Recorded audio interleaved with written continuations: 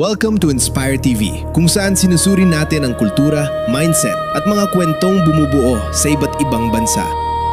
Alam mo ba na sa bansang Turkey, may mga tradisyon na kakaiba, makulay at minsan ay parang eksena sa pelikula. Isang lugar kung saan nagsasama ang kultura ng Europa at Asia, kung saan ang bawat selebrasyon ay may malalim na kasaysayan at simbolismo. Sa video na ito, pag-uusapan natin ang tatlong unique Turkey traditions na baka ngayon mo lang marinig, kaya stay until the end. Una, oil wrestling, isang laban na puno ng danggal. Isa sa pinakamatandang tradisyon sa Turkey ay ang Kırkpınar Oil Wrestling Festival. Oo, tama ang narinig mo, oil wrestling. Dito, ang mga lalaki ay naglalaban habang ang kanilang katawan ay nababalutan ng olive oil. Suot nila ang tradisyonal na leather pants na tinatawag na kispet.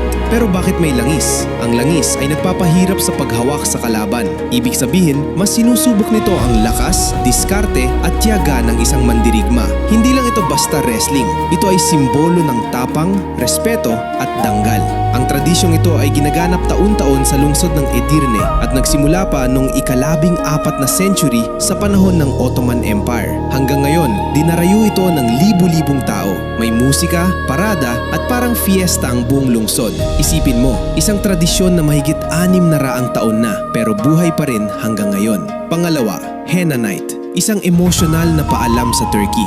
Bago ang kasal, may espesyal na seremonya na tinatawag na Kina Gecesi o Henna Night. Ito ay ginagawa isang gabi bago ang kasal at kadalasan ay para sa bride. Sa gabing ito, nagsusuot ang bride ng pulang belo habang inaawitan siya ng mga kantang may halong lungkot.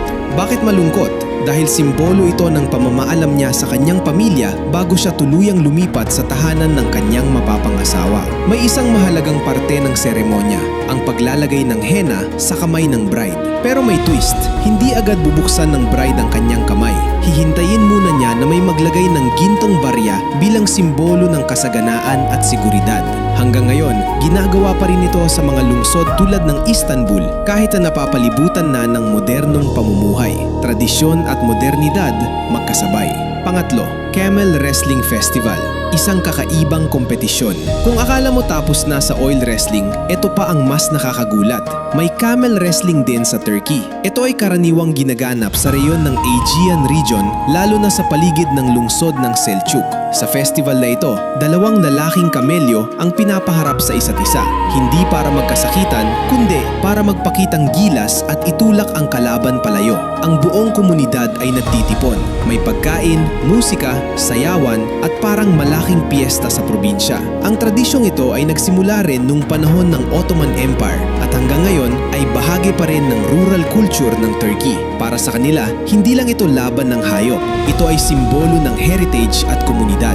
Kaya kapag narinig mo ang Turkey, huwag mo lang isipin ang mga mosque o hot air balloons sa Cappadocia. Isipin mo rin ang mga tradisyong patuloy na nagbibigay buhay sa kanilang kultura. Mula sa madulas na laban ng oil wrestling sa emosyonal na Henna Night hanggang sa kakaibang Camel Wrestling Festival. Makikita mo na ang Turkey ay isang bansang marunong magpahalaga sa kanilang pinagmulan habang patuloy na sumusulong sa modernong mundo. Kung gusto mo pa ng mas maraming content tungkol sa culture ng mundo, huwag kalimutang i-like, i-share at i-subscribe sa channel natin, Inspire TV.